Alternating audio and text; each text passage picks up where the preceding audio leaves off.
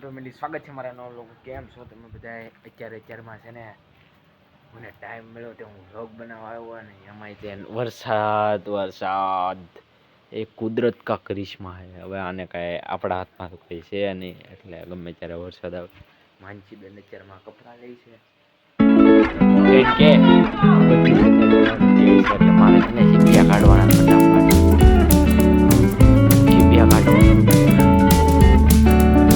Shot લીધા છે, enjoy કરો.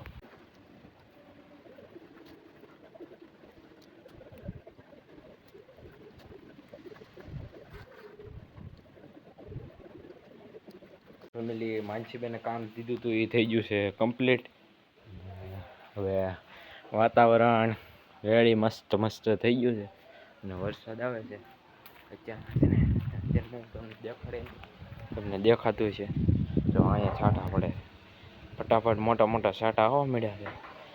તો તમને દેખાતા હોય કેમ કે ઘેરે હવે અહીંયા આરામ હાલે. મારા મમ્મીને બધા આરામ કરે છે અને ટીવીમાં બધું હાલે. માનસીબેન અત્યારમાં ટીવી બેનને કીધું ને અમે તો વરસાદ આવ્યો તો એને ખબર પડી વરસાદ. અત્યારમાં જો વરસાદ વધવા મળ્યો છે અને મોટા ભાઈ ઘેરે આવેલા હતા અને બધું રેડી કરવાનું છે.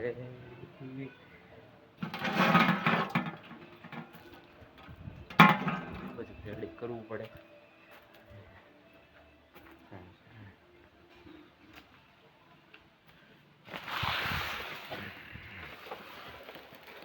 બધું છે ને મીકવું પડે. આવડો કાગળ આમ માથે નાખવાનો છે કેમ કે અહીંથી થોડોક ફાટી ગયો છે એટલે નથી નાખ્યો મારા મમ્મીને. કેમ કે એને લેવો પડે, આખો લેવો પડે કાગળને. નકર અહીંયા વાસટ આવે ને, અહીંથી જો સીધી અહીંયા વાસટ આવે એટલે આ બધું પલ્લે જ ખરી એને હારો ઓસરી પલ્લે એટલે કાગળ આગળ લઈ લે. જો વરસાદ વધવા મળ્યો તમને દેખાતું. વાવાઝોડું આવી બીજું. આને માવઠું ન કહેવાય. 2-3 દી થશે અમારા ગામમાં બહુ વરસાદ પડે. જો ઘડીક વારમાં ફળિયું પલાળી દીધું, દેખાતું હોય તો.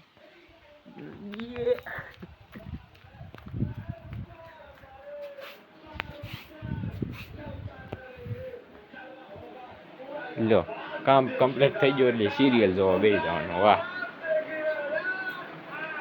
આ અમારા રોટલી બેન, રોટલી બાળવાવાળા માનસી બેન.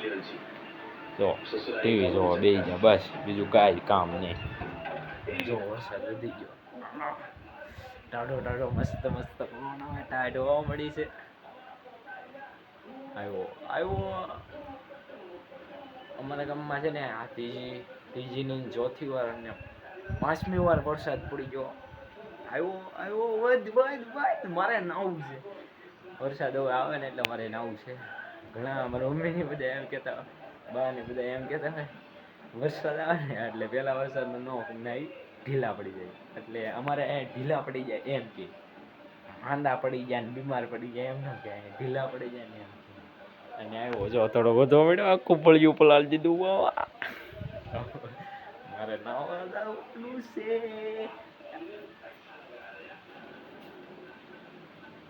પીપળો તો જોરદાર પવન માર લે. અત્યારમાં ધાબા ઉપર જો હોય તો હું તો ઉડી જાઉં. બોલ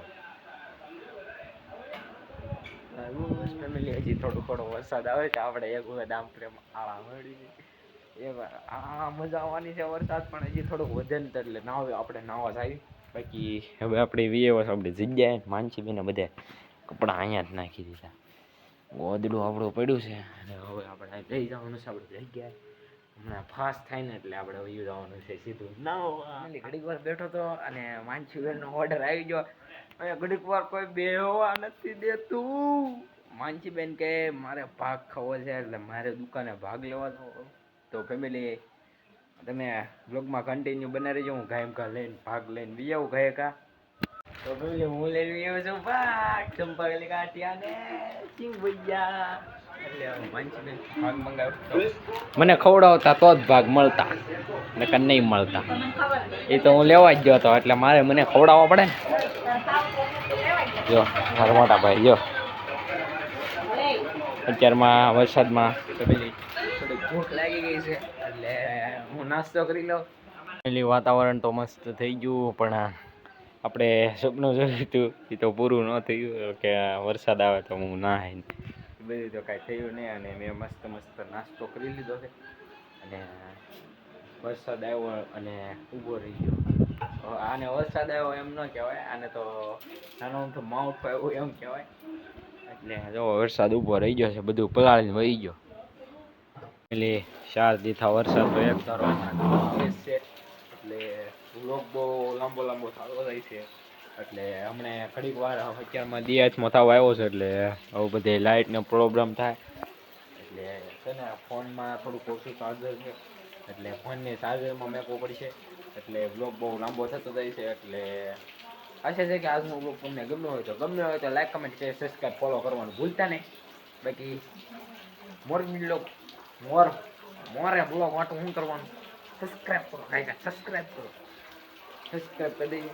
બાકી બધાને જય માતાજી, બાય બાય.